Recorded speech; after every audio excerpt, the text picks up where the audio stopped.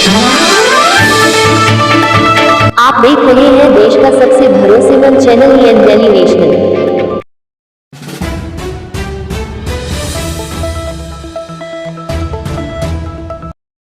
Graphite classes में आपका स्वागत है, जहां हम आपके नीट और IIT JEE सपनों को साकार करने के लिए तैयार हैं।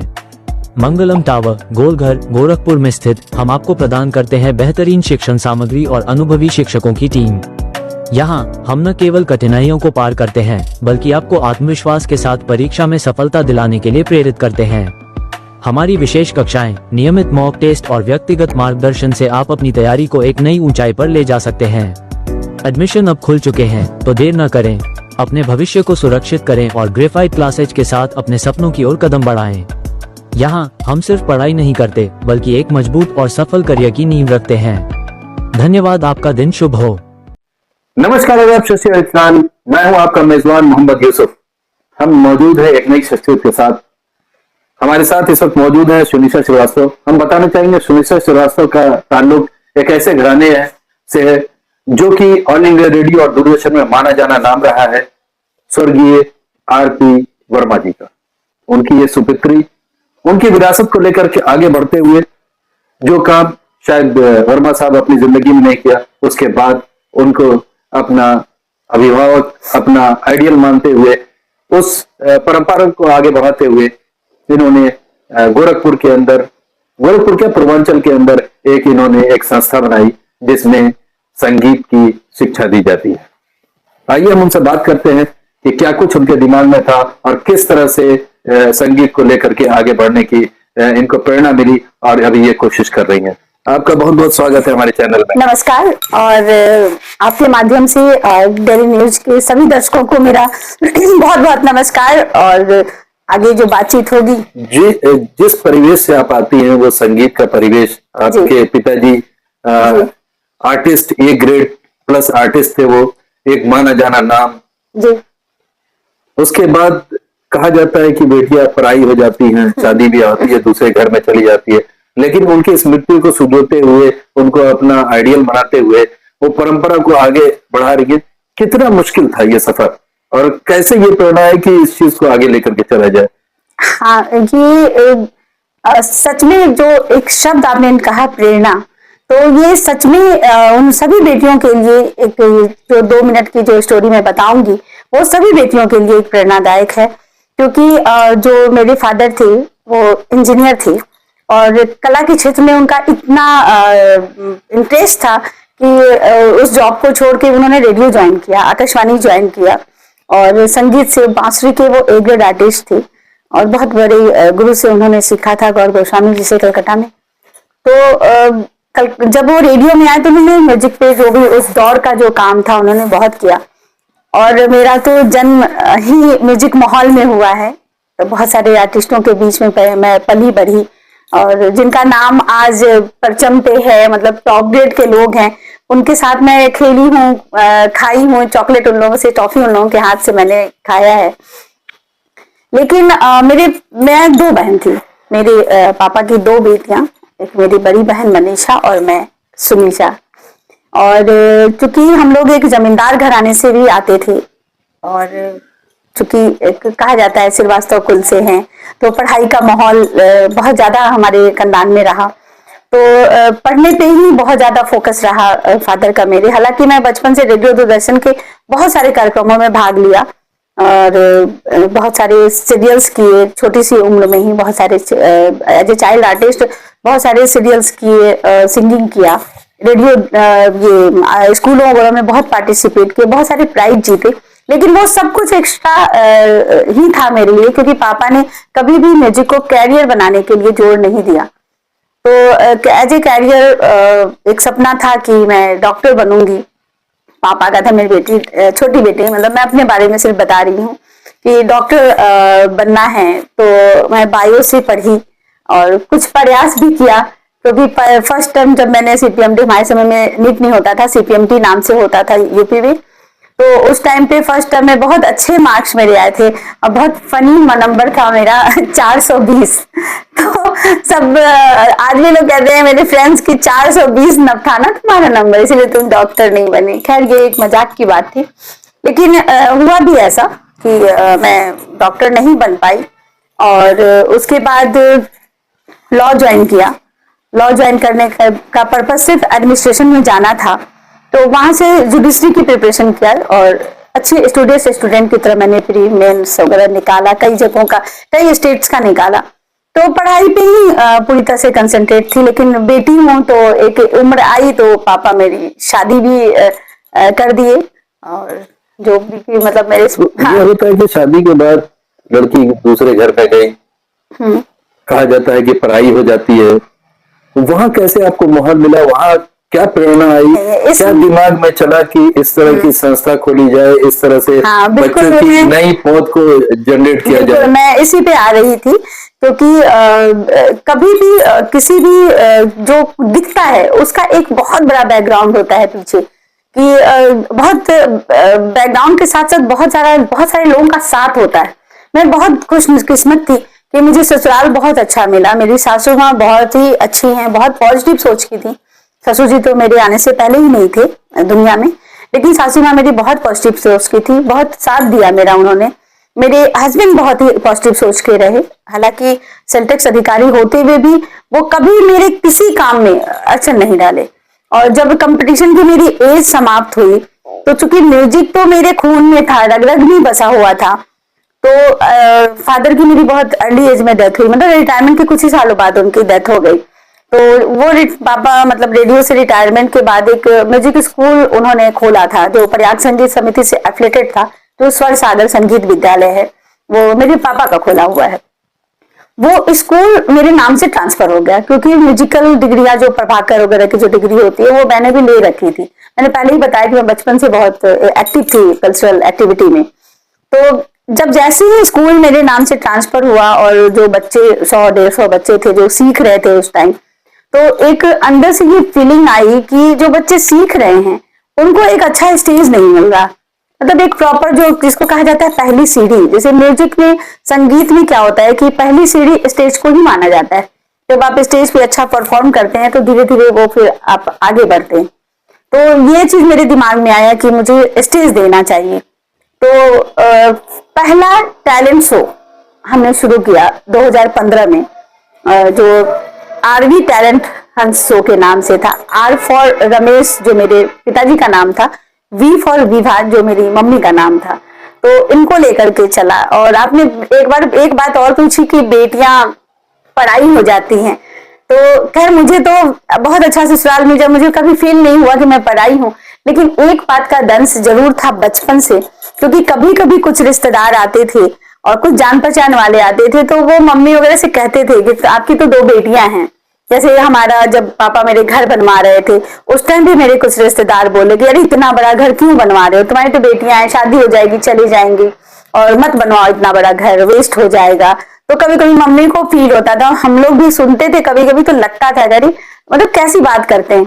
लेकिन इस चीज को मुझे जब मैं काम करना शुरू की और पापा के ही काम को जब आगे बढ़ाना शुरू की, तो मुझे बहुत फील होता था। मुझे लगा कि नहीं, बेटे ही अपने माँ बाप को जिंदा नहीं रखते, बेटियां भी जिंदा रखती हैं। तो जो भी काम हमने शुरू किया, अपने पिताजी को ध्यान, पिताजी, मैं एक और बात बताऊं, मेरे पिताजी ही मेरे गुरु भी रहे संगीत के सफर में। मेरे गुरु मेरे पिताजी ही रहे, उनके हालांकि बहुत शिष्य हैं, लेकिन मैं भी एक शिष्या हूँ। तो एक पिताजी का जो उनका जो स्थान है वो अलग है, लेकिन एक शिष्य के तौर पे भी मैं उनको लेकर आई। उनके पुण्यतिथि पर शास्त्रीय संगीत का एक बहुत बड़ा कार्यक्रम हम लोग अनवरत 10 साल से चलाते आ रहे हैं, और टैलेंट शो लेकर के आए। उस टैलेंट शो में बॉलीवुड के बहुत सारे कलाकारों को हम लोगों ने बुलाया इस शहर में, जैसे अनूप जलोटा जी, चंदन दास जी, और बॉलीवुड सिंगर शशि सुमन जी, फिर इसके अलावा आपके बहुत सारे फिल्म डायरेक्टर्स को बुलाया हम लोग, श्रीधर शेट्टी और इस तरह के कुछ नाम हैं जिनको हम लोगों ने बुलाया गोरखपुर में। बुलाने का पर्पस इवेंट, जो लोग कहते हैं मैंने बुलाया किसी आर्टिस्ट को, इवेंट करने का पर्पस नहीं था। इन कलाकारों को बुलाने का पर्पस था कि हमारे जो अच्छी संगीत है, जो रियल संगीत है, जिसमें हमारे शास्त्रीय संगीत का पुट हो, ले करके जो गा रहे हैं, जो एक परचम फैला रहे हैं, एक बढ़िया स्वस्थ संगीत जो है उसको लोगों को सुनाना, बच्चों को सुनाना, ताकि वो संगीत का विकास हो सके। तो आज के अगर संगीत की बात करते हैं, आज के दौर की बात करें, तो जहाँ वेस्टर्न कल्चर हावी होता चला जा रहा है, वेस्टर्न संगीत हावी होती जा रहा है, रिमिक्स का दौर चल रहा है, क्लासिक तो बहुत दूर रह गया। यानी अगर हम गोरखपुर और पूर्वांचल की बात करें तो अगर देखा जाए तो उंगली पे गिना जा सकता है कि क्लासिक में ये रह गया। जितने क्लासिकल के पुरोधा थे धीरे धीरे करके वो खत्म ही होते चले जा रहे हैं। नई पौध इस तरह से इतनी तेजी से आ नहीं रही है, और जो आ भी रही है वो कहीं ना कहीं पलायन कर करके गोरखपुर से दूर जा रही है, तभी उसका एस्टेब्लिशमेंट है या उसका बन पा रहा है, उसकी करियर बन पा रहा है। तो वेस्टर्न संगीत को लेकर करके क्लासिकल आप जो अपने हमारे लोकगीत और हमारी परंपरागत जो गीतें हैं उसको किस तरह से एडजस्ट करके कितना मुश्किल होता है इसका समय? बिल्कुल निसंदेह ये बहुत मुश्किल काम है, क्योंकि आज की जो यूथ है ना सब कुछ तुरंत चाहती है, इमीडिएट चाहती है कि उनको कुछ भी मिलना हो उनको तुरंत मिल जाए। लेकिन एक्चुअली देखिए आपके ऊपर है कि आप कैसे पुरानी चीजों को और नई चीजों को सामंजस्य बिठाते हैं। हम लोग यही काम करते हैं कि मतलब जो हमारी सोच है वो यही है कि जो बच्चे शास्त्रीय संगीत, चूंकि शास्त्रीय संगीत एक राग सीखने में 1.5-2 साल लग जाते हैं तो बोर होते हैं, बोरियत महसूस होती है। तो ऐसे जो आपने कभी नाम लिया रिमिक्स गाने आ रहे हैं, देखिए कला के क्षेत्र में हमेशा प्रयोग होता रहा है, शुरू से लेके आज तक हमेशा प्रयोग होता है। पहले क्लासिकल गाने होते थे वो बजते थे तो दूर से सुनाई देता था, कानों को भी अच्छा लगता था, लेकिन आज के लिए में तो कान फोड़ू हो गया है, इतना हाई बीट्स। जो हमारी जो न्यू पीढ़ी है उनको वही पसंद आ रहा है, ठीक है, लेकिन ये हमारी जिम्मेदारी ये हमारी भी तो जिम्मेदारी बनती है, हमने उनको दिया तभी तो पसंद आ रहा है, उनको पसंद आ रहा है। लेकिन भाई हमारे जमाने में वो ऑप्शंस नहीं था, पहले वो ऑप्शन ही नहीं था। हाँ, तो हम उसी को सुनते थे। लेकिन ऐसा है ना कि अभी भी आप अगर ध्यान देंगे तो हमारी जो न्यू पीढ़ी है वो पुराने गीतों को सुनती है, लेकिन उसी को उन्होंने रिमिक्स बना दिया। मतलब म्यूजिक नया है, म्यूजिक वेस्टर्न है और जो गाने हैं वो हमारे क्लासिक हैं। कुछ लोगों ने ये भी प्रयोग किया है और वो बहुत धड़ल्ले से चलता है, अच्छा चलता है, तो यूथ उसको बहुत सुनती है जो इस तरह गाने। और बात क्लासिकल की है तो एक गलतफहमी एक्चुअली देखिए, मैं ये नहीं कहती कि गुरुजी लोगों की गलती है, लेकिन शायद कह भी सकती हूँ कि कुछ गुरुओं की ये गलती है कि उन्होंने क्लासिकल म्यूजिक को गलत रिप्रेजेंट कर दिया। क्यों? आज की डेट में आप गोरखपुर के, हम यूपी की बात कर लेते हैं कि अगर आप कोई कंसर्न कीजिए और आप कहिए कि ये कंसर्न क्लासिकल का है, राग भारती के ऊपर या भैरवी पर या किसी और पर जो है ये डेडिकेटेड है, उसमें होगा, कितने लोग आएंगे? शायद आपको ऑडियंस खोज के लानी होगी, मैं कहना चाह रही थी, पेड करके लाना पड़ेगा ऑडियंस के, भाई आ जाओ। सेम यही मैं ये कहना चाह रही थी कि कुछ लोगों ने इसे गलत रिप्रेजेंट कर दिया। देखिए क्लासिकल का मतलब होता है क्लासिक यानी स्टार्टिंग, शुरुआत, ना कि क्लासिकल का मतलब पुराना। देखिए संगीत की शुरुआत क्लासिक से होती है, मतलब क्लासिकल से होती है। ये जो क्लासिकल म्यूजिक होता है वो संगीत का ग्रामर होता है, ना कि वो पुरानी चीज है। अगर आपको आज कोई भी पॉप सॉन्ग गाना है, कोई फिल्मी गाना गाना है, भोजपुरी गाना है, इवन कोई भी कुछ भी गाना है, गजल गीत कुछ भी गाना है, तो आपको ग्रामर सीखना होगा। विदाउट ग्रामर आप कुछ नहीं कर सकते। इसका रिप्रेजेंटेशन गलत तरीके से हुआ है। क्लासिकल यानी हम क्लासिकल सुनने जाएंगे ना बहुत बोर हो जाएंगे, वो 1 घंटे तक जो है तान बोलेंगे, आलाप करेंगे। तो देखिए इंटरेस्ट के अनुसार जहां पे जैसी पब्लिक होती है उस हिसाब से गाने सुनाए जाते हैं। जहां पे भोजपुरी की पब्लिक है वहां पे अगर आप वो बीटीएस का गाना आप गाने लगेंगे कोरियन, तो उनको समझ में आएगा? नहीं आएगा। तो जहां पे क्लासिकल के ऑडियंस है जिनको वही आलाप पसंद आता है वो आलाप सुनेंगे। लेकिन जो ये क्लासिकल म्यूजिक होता है, जो क्लासिकल संगीत जिसको कहा जाता है शास्त्रीय संगीत, वो स्टार्टिंग है किसी भी चीज की। उसको सीखने के बाद ही आप बेहतरीन गला बना सकते हैं, ताल स्वर सुर सबको समझ सकते हैं। एक महत्वपूर्ण सवाल, मान लीजिए कि आप तो शिक्षिका है, हम आपके पास आते हैं एडमिशन लेने, तो जो हमने सुना है, हो सकता है गलत सुना हो, सारे गामा से शुरू कराया जाता है। बिल्कुल। या वो लय ताल सुनाना पसंद करेंगे कि पहली लाइन क्या होती है, कि किस तरह से उसको जो है, जैसे हम हिंदी पढ़ना शुरू करते हैं तो क ख ग घ, और इंग्लिश कोई भी लिटरेचर मतलब कोई भी सब्जेक्ट पढ़ना शुरू, उसका इनिशियल वही मैं कह रही थी, क्लासिक यानी पहला लेसन, यानी पुराना, सबसे पहला चीज। ठीक है, तो वैसे ही आपका ये है संगीत है, संगीत में सारेगामा। फिल्मों की भी अगर बात करें तो इसका कहीं ना कहीं उपयोग आता ही आता है। कहीं ना कहीं ये अल्फाबेट है, हाँ, तो विदाउट सारे गमा पा के आप कुछ नहीं कर सकते। नहीं ये वर्ड भी आते हैं, सारे गामा भी आते हैं, वो कहीं अलाप है, अलाप है एक्चुअली, जो जैसे जो गाने बनते हैं, हाँ बिल्कुल बिल्कुल, वो तो स्टार्टिंग है, और कोई भी संगीतकार या स्टूडेंट वो शुरुआती इसी से करता है। उसमें भी एक रेंज बनाई जाती है कि आपकी रेंज क्या है, ठीक है। एक सा का, जैसे मैं इससे पहले एक वोकल चीज बता देती, मैं तुरंत गाऊंगी। एक वोकल वो बताना चाहती हूँ कि जैसे हम बोलते हैं, अभी जैसे हम लोग बात कर रहे हैं तो हमारा जो वेव है, हमारी जो मतलब आवृत्ति है, वो मिडिल लेयर में, हम ना बहुत धीरे बोल रहे हैं ना बहुत तेज बोल रहे हैं, हाई पिच में चले जाते हैं। तो हम अभी मिडिल में बात कर, ऐसे संगीत में होता है, खुशबू शुरू किया, हाँ तो बहुत धीमे, बहुत धीमे चले जाते हैं। तो वही चीज है यहाँ पे कि आप गाने भी हम मिडिल से शुरू करते हैं, उसको फिर हम उसको म्यूजिकल भाषा में तार शब्द कहते हैं, मतलब हाई पिच कहते हैं। वो हाई पिच में लेके जाते हैं, फिर लोअर पिच में लाते हैं, शुरुआत हम मिडिल में करते हैं। तो हर इंसान की अपनी अपनी अलग एक आवाज की पिच होती है, तो उस पिच पे आपको शुरुआत करनी होती है ना। जैसे मेरा रेंज अगर अच्छा है तो हम अपना एक रेंज, नॉर्मली क्लासिकल है वो की मिडिल, क्लासिकल ही नहीं, हर गाना आप कोई भी गाना गाएंगे उसकी एक अपनी एक पिच होती है, उसी से गाना होता है, एक स्वर होता है कि वो उसी स्वर से हम गाएंगे तो हम ऊपर भी जा पाएंगे और नीचे भी जा पाएंगे। अगर उससे भटके तो कभी कभी कोई गाना बहुत ऊपर का है तो आप फिर गा नहीं पाएंगे, तो ये चीज होती है। तो शुरुआत हमें सारे गाना सुनना है, तो जो मैं अपनी पिच से गाती हूँ, सारी गा मा पा धा नी सा, सा नी धा पा मा गा रे सा। तो ये जो सा है, सा ये मेरी पिच है। इससे नीचे भी हम जा सकते हैं, ऊपर भी जा सकते हैं, ऊपर का आपने सुना, नीचे का भी हम गा सकते हैं, सा नी धा पा मा गा। मतलब हम उतनी दूर तक आराम से जा सकते हैं जहां तक गाने बनते हैं। ये जो आपने सुना है इसको जरा उस गाने से रिलेट किया, बड़ा मशहूर गाना है, कौन सा? सावन का महीना पवन करे अरे तो बहुत ज्यादा आपको रिलेट होता है। नहीं, कोरिलेट नहीं होता है एक्चुअली, ये तो सरगम है, वही पीछे। अब देखिए मैं अब समय समझाना चाहती हूँ आपको, कोई भी गाना विदाउट सरगम के नहीं बनता है ना।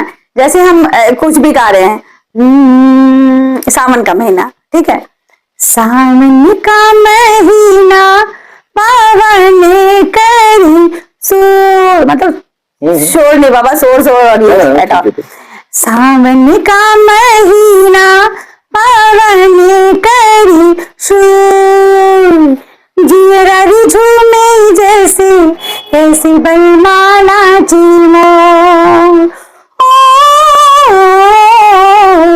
सावन का महीना।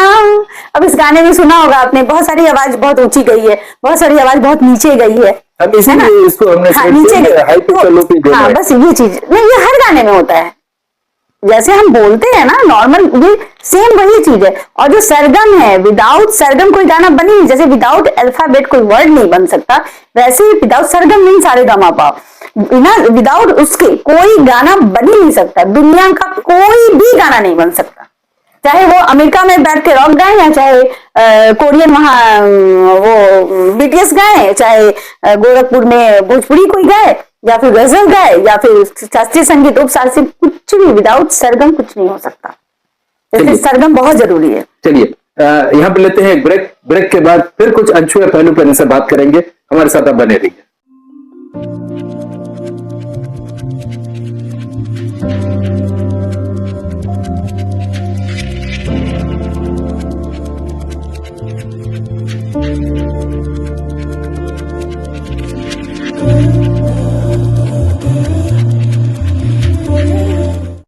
ब्रेक के बाद फिर आपका स्वागत है। हमारे साथ सुनीता श्रीवास्तव हैं। उन्होंने अभी अपना जीवन में जो संगीत को लेकर के आगे बढ़ रही हैं, जो अपने पिताजी की विरासत को आगे लेके आगे बढ़ रही हैं, क्या कठिनाइयां आ रही हैं, उस अनछुए पहलू पे बात कर रहे थे। आइए कुछ और उसके अंदर जानने की कोशिश करते हैं कि क्या कुछ है। अगर हम बात करते हैं संगीत की बात करें तो एक क्लासिक, एक वेस्टर्न, एक मॉडर्न, क्या फर्क आ जाता है। अगर आम पब्लिक को अगर जानना हो, हम जैसे मुझको संगीत की कोई नॉलेज नहीं है, हम सीधे सीधे अगर जानना चाहते हैं तो क्या है, ठुमरी, भैरवी, ये सुनते थे कि राग दीपक अगर सुनाया जाता है तो दीपक जल उठता है, कहीं पानी बरस जाता है, ये सब क्या है? देखिए, एकदम सरल शब्दों में। मैं बहुत सरल शब्दों में आपको एक चीज समझाना चाहती हूँ कि जो हमारा संगीत है, संगीत पे पूरा पूरा वेद लिखा गया है। तो हमारा 4 वेद है, उसमें से एक वेद पूरी तरह संगीत पे ही है। तो संगीत का जो जितने भी मतलब संगीत को समझाया गया है, उसमें जो आपने जो क्वेश्चन पूछा, उसका सबसे बड़ा जो आंसर है वो ये है कि संगीत पूरी तरह से विज्ञान है। संगीत में आपको फिजिक्स भी आता है ना, बायो भी आता है, कुछ कुछ भाग केमिस्ट्री के भी आते हैं, है ना, और मैथ तो है ही, क्योंकि पूरी जो इसकी संगीत को जो सिखाने का जो पद्धति है वो पूरा मैथमेटिक है। जो हम ताल सीखते हैं ना, जो हम लोग कहते हैं ना बीट है, ताल कट गया, ये पूरी तरह से मैथमेटिक है। तो मैं तो छोटे बहुत सरल शब्दों, क्योंकि अगर इस पे लेक्चर देना चाहें तो 2 घंटे 4 घंटे में लेक्चर दे सकती हूँ, ताकि विज्ञान जो है किस तरीके से संगीत से रिलेटेड है। तो ये जैसे हम वोकल बात करते हैं, जैसे सारे, तो जो हमारे बीच का जो तरंगर है, मतलब जितनी दूरी हम तय करते हैं सा और रे बोलने में, उतनी ही दूरी हम रे गा, उतनी ही दूरी में हम तय करते हैं, है ना। फिर आगे जैसे जैसे जाते हैं हम उतनी ही दूरी तय करते हैं। तो वो एकदम फिक्स है, ये कुछ ऐसा बनाया गया है ये सिस्टम, और ये आज की पद्धति नहीं है, ये बहुत पुरानी हमारी वेदों की पद्धति है। ये जो मॉडर्न संगीत या वेस्टर्न है, उसमें इसको ख्याल नहीं रखा जाता है? बिल्कुल रखा जाता है। अब मतलब मैंने ड्रम बीट से स्टार्ट हुई, ड्रम बीट के ऊपर चलता है। नहीं कोई चीज नहीं, ओहो, तो ड्रम बीट भी चल रही है ना, वो भी तो साइंस है।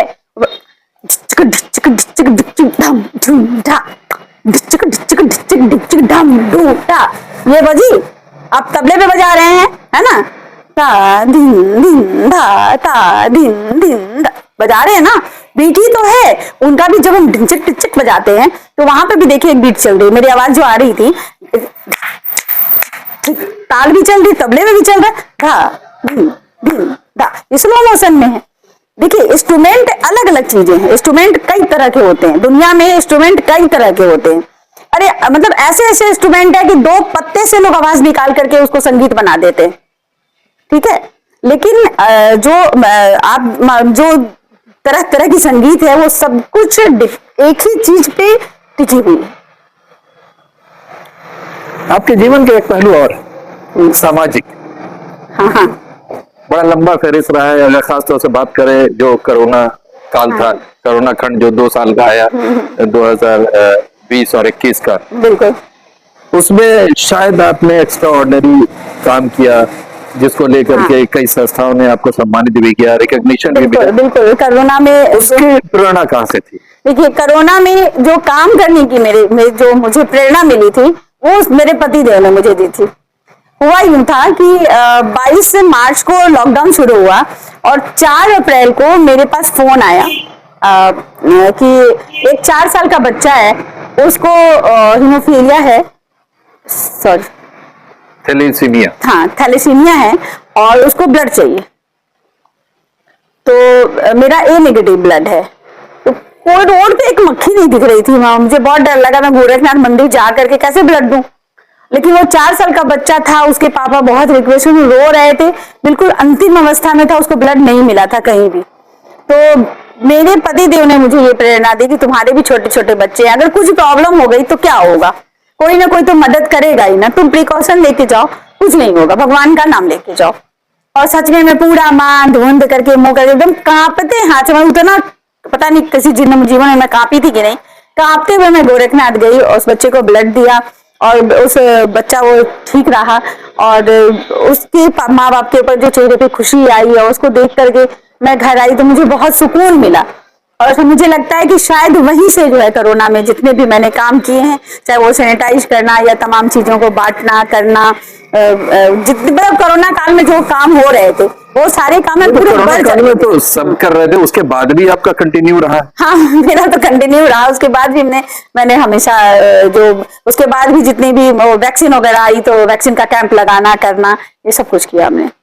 और सैनिटाइज हम लोगों ने पीठ पे वो बांध करके, सैनिटाइजर का जो बॉक्स आता है उसको बांध करके पूरा कॉलोनी, मेरे घर के पीछे पूरा गांव है वहां तक हम लोगों ने सैनिटाइज किया। मतलब वो भी नहीं कि एक दिन करके चले कैसा आए। लगा निस्वार्थ भाव से उस सेवा समय करना? समझ में नहीं आ रहा, उस समय ये लगता था। अब अगर फ्लैशबैक में जाइए और देखिए और सोचिए कि निस्वार्थ भाव से अपना समय अपने को जोखिम में डाल करके काम करना कैसा महसूस होता है? अब आश्चर्य लगता है कि जैसे कोई शक्ति थी जो मेरे से करा रही थी वो काम। उस टाइम में बिल्कुल ही नहीं, मतलब फील ही नहीं होता था कि मेरी छोटी छोटी बेटियां हैं, मेरी सासू माँ जो ओल्ड है, हस्बैंड है घर पे और मुझे कुछ हो जाएगा तो क्या होगा। सच बताऊं, मुझे ये फीलिंग ही नहीं आई। मुझे लगा कि बस कुछ नहीं होगा, सेवा करते जाओ और कुछ नहीं होना है। एक शब्द संस्कृत का, हालांकि बहुत अच्छी मेरी हिंदी नहीं है, लेकिन वो सेवा परम धर्म कहीं मैंने पढ़ लिया था। हाँ, परमो धर्म शायद सही प्रोनाउंसिएशन यही है उसका। और उसी भावना से मैं करती। मैं जिस लॉन में आप यहाँ हैं, यहाँ पे डेली 100 लोगों की भीड़ रहती थी, लोग आते रहते थे। और जो समाज सेवी लोग भी ना, जो डायरेक्ट सेवा नहीं कर पा रहे थे, डरते थे कोरोना में, वो सारा सामान मेरे घर पहुंचा देते थे। मतलब अनाजों की यहाँ बोरियां लगी हुई थी। क्यों? तो सुनीता जी दे देंगी, मतलब मुझे कोरोना नहीं होगा, मैं तो दे दूंगी। और यहाँ से पूरी लाइन लगी रहती थी, इधर लोगों की जो अनाज लेने आते थे, चप्पल लेने आते थे और बहुत सारी जो चीजें थी, किसी को कुछ भी देना हो यहाँ पहुंचा देता था इस लॉन में। और ऐसे ही बस होती चली गई। तो ये थी सुनीता श्रीवास्तव, इनकी जिंदगी का दूसरा पहलू है। अभी लेते हैं एक ब्रेक के बाद कुछ और पहलुओं पर बात करेंगे। गोरखपुर में अब सपनों को पंख देने आया है। ग्रेफाइट नीट वाला हमारे यहाँ नीट और बीएससी नर्सिंग की तैयारी कराई जाती है। ग्रेफाइट लाया है मिशन 100 योजना। यहाँ न सिर्फ पढ़ाई होती है बल्कि हर छात्र को मिलती है एक ऐसी रणनीति जो उसे सफलता के और करीब ले जाती है। कम फीस, अनुभवी फैकल्टी और एक ऐसा माहौल जहाँ हर बच्चे की मेहनत को मिलती है पहचान। एनईटी और बीएससी नर्सिंग की तैयारी अब होगी आसान और सटीक मार्गदर्शन के साथ, क्योंकि ग्रेफाइट में हम मानते हैं सपने देखने वाले नहीं, सपने पूरे करने वाले ही असली विजेता होते हैं। तो अब इंतजार किस बात का? डॉक्टर बनने का सपना अब आपका भी होगा पूरा। आज ही जुड़िए ग्रेफाइट नीट वाला के साथ। पता मंगलम टावर, गोलघर, गोरखपुर। कॉल करें 9551274881 या 8953996995। ग्रेफाइट, जहां से शुरू होती है आपकी सफलता की कहानी। एक बार फिर स्वागत है आपका। हमारे साथ सुनीता श्रीवास्तव मौजूद हैं। हमने देखा है कि किस तरह से उन्होंने संगीत विद्यालय खोला, संगीत जो इनके पिताजी की विरासत थी उसको लेकर के आगे बढ़ रही हैं। हमने इनसे बात किया इनके जो जिंदगी का दूसरा पहलू था समाज सेवा का, कि किस तरह कोरोना में अपनी जान जोखिम में डाल करके नर सेवा नारायण सेवा की जो कहावत है उसको चरितार्थ करते हुए देखी। अपनी जान की परवाह किए बगैर दूसरों की सेवा में लगी। अपने घर के आसपास के एरिया को सैनिटाइज करना, जरूरतमंद है उनको खाना पहुंचाना। सिर्फ ये कोरोना काल में ही नहीं चला, उसके बाद भी लगातार इनका नर सेवा नारायण सेवा का कार्य चल रहा है। आइए हम इनकी जिंदगी के तीसरे और महत्वपूर्ण पहलू पर रोशनी डालते हैं। सुना आपको राजनीति का बहुत शौक है? हाँ बिल्कुल है। और राजनीति शौक थोड़ी होती है, राजनीति तो जिंदगी का पार्ट होता है। इतना वेरिएशन, समाज सेवी, संगीत प्रेमी, राजनीतिक, और ये भी सुना है कि राजनीति में आप किसी पार्टी में बड़े महत्वपूर्ण पद पर रही भी हैं, चुनाव भी लड़ी, और वो बदकिस्मती रही। सफलता असफलता तो सबके साथ होता है, अलग चीज है भाई। कोई चीज भी किया तो हो सकता है कि सफल हो सकता है ना सफल हो। लेकिन हरवंश राय बच्चन की वो कविताएं हमको याद आती हैं कि लहरों से डर के नौका पार नहीं होती, कोशिश करने वालों की हार नहीं होती। तो अटल बिहारी वाजपेयी जैसे सरीखे लोग हार चुके हैं तो हार कोई माने नहीं रखता है। ये राजनीति का शौक कहाँ से घुस गया? ना तो ये विरासत में मिली जैसा आपने बताया, ना कि ससुराल से मिला, ना तो मायके से मिला, फिर ये राजनीति कहाँ से घुस गई? देखिए राजनीति घुसने वाली चीज ही नहीं है। ये कीड़ा कैसे काटा आपको? ये कीड़ा भी नहीं है एक्चुअली। जो राजनीति होता है ना, वहां पे आप अपनी बात को रखने का एक जगह होता है ना। पार्टी एक अलग चीज है कि आप किस पार्टी से हैं, किस पार्टी से आपने आपको टिकट दिया, किसने आपके ऊपर विश्वास किया, वो एक अलग मैटर है। मैं राजनीति की बात कर हाँ, रहा हूं। राजनीति है, मैं सिर्फ राजनीति पे ही आ रही हूँ। राजनीति जो जगह होती है ना, वहां पे आपकी जो भी अपनी अपनी टैलेंट है, आपकी जो अपनी बात है, उसको कहने का एक जगह मिल जाता है, एक स्टेज मिल जाता है, जहां आप डायरेक्ट पब्लिक से इंटरेक्शन कर सकते हैं। आप राजनीति कर रहे हैं तो आप घर घर जा सकते हैं, घर घर लोगों से मिल सकते हैं, उनसे अपने विचारों से अवगत करा सकते हैं। तो यही सोच करके मैं राजनीति में आई। इनकी बात यहाँ पर हम काटना चाहेंगे। एक इंसिडेंट इनके साथ हुआ है जिसके बारे में हम जिक्र करना चाहेंगे, वो अति महत्वपूर्ण है, उसका जिक्र करते हैं। एक वक्त था गोरखपुर के अंदर भाजपा के बड़े पदाधिकारी और दिग्गज लीडर यहाँ पर गोरखपुर आए हुए थे, और शायद ये उस वक्त इतनी ये सक्रिय नहीं थी राजनीति में, और नहीं थी, और इत्तेफाक से इनको बड़ा नजदीक से उनको देखने का मौका मिला। और उस शख्सियत का नाम था स्मृति ईरानी, किसी परिचय की मोहताज नहीं है। और इत्तेफाक था कि उनकी रैली निकलनी थी, स्कूटी रैली और गाड़ियां नहीं मौजूद थी, इनकी गाड़ी वहां मौजूद थी। तो उनके साथ ये रैली में जो निर्धारित एरिया था वहां से चल करके गंतव्य तक पहुंची।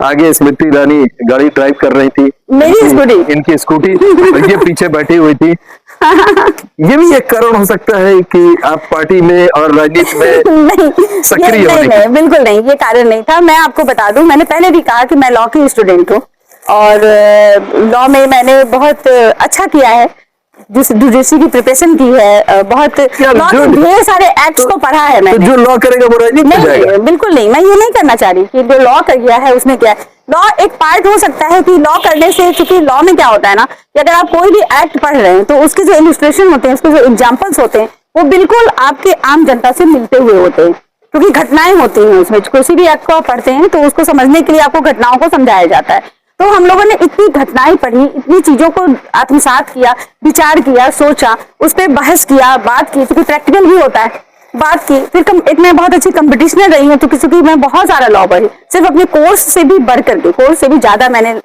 लॉ के सब्जेक्ट को बहुत ध्यान से पढ़ा।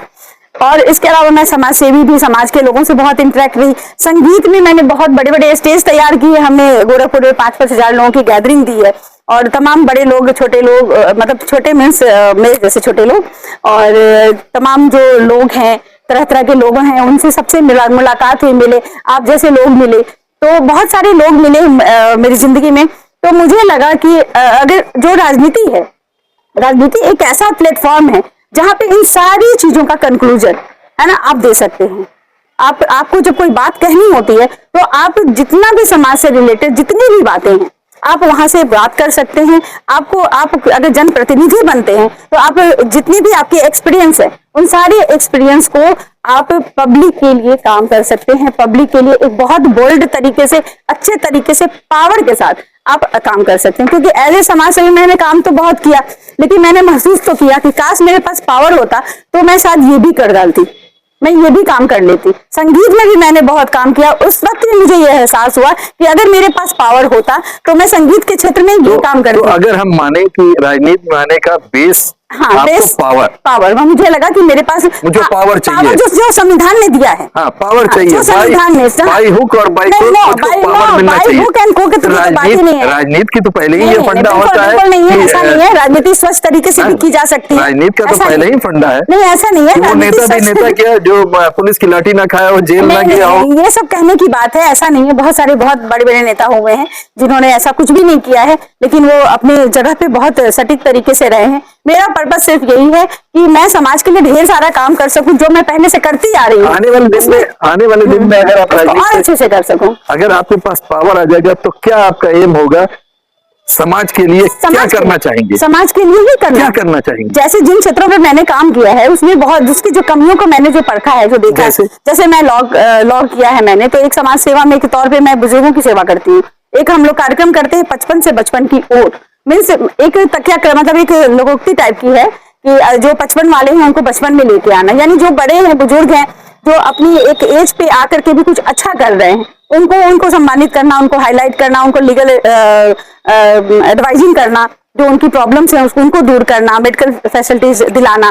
तो ये उस तरह का कुछ काम है। मैं बहुत सारे बुजुर्गों से मिलती हूँ और बात करती हूँ, तो वो तो बहुत सारी ऐसी चीजें दिखती हैं जो बहुत जरूरी है उनके लिए। बहुत सारी महिलाओं से मैं बात करती हूँ, महिलाओं के लिए लगता है कि बहुत सारी ऐसी चीजें हैं जो काश की मेरे मतलब मैं कह के करा देती हूँ। मैं कभी डीएम सर से मिलके, कभी कमिश्नर सर से मिलके, या जो भी उससे संबंधित पदाधिकारी, उन लोगों से मिल करके मैं कुछ काम करा दे, लेकिन फिर भी मुझे लगता है कि काश मेरे पास खुद के पावर कुछ ऐसा होता, कुछ ऐसी जगह पे मैं होती, तो मुझे कहना नहीं पड़ता, मैं खुद ही सारी चीजें करा देती।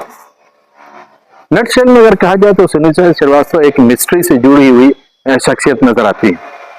संगीत, समाज सेवा, राजनीति के साथ साथ प्रोफेशनली अधिवक्ता, विधि से बड़ा गहरा नाता, वाद विवाद संवाद बहुत अच्छे तरीके से।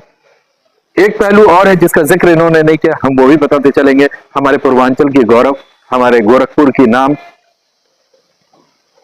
भारत के पटल पर नाम रोशन किया इन्होंने। स्वर्गीय लता मंगेशकर के गानों को गा करके इन्होंने एक विश्व रिकॉर्ड बनाया, जो हम इन्हीं से जानना चाहेंगे क्या था वो विश्व रिकॉर्ड कि जिसको आपने कायम किया गोरखपुर के अंदर रह करके। विश्व पटल पे गोरखपुर का नाम बहुत ऊपर लेकर के गई।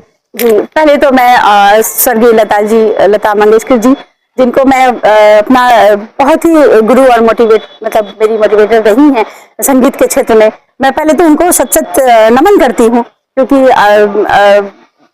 मतलब उनका कोई पूरा विश्व जानता है कि संगीत के क्षेत्र में उन्होंने क्या किया, मुझे बताने की जरूरत नहीं है। और कुछ ऐसे लोगों का नाम मैं लेती हूँ तो थोड़ी इमोशनल भी हो जाती हूँ कि ऐसे लोगों को शायद 150 बरस तक जीना चाहिए, और एज ए कलाकार मैं बहुत इन्फ्लुएंस हूँ उनसे। तो एलाइव उनके रहते हुए मुझे लगा कि उनके बर्थडे पे कुछ करते हैं। वो बहुत बीमार थी तो मैंने हवन भी किया था, मतलब हमारी संस्था ने, सौरसागर संस्था ने हवन भी किया था उनके लिए, उनको ठीक होने के लिए पूजा पाठ भी किया था।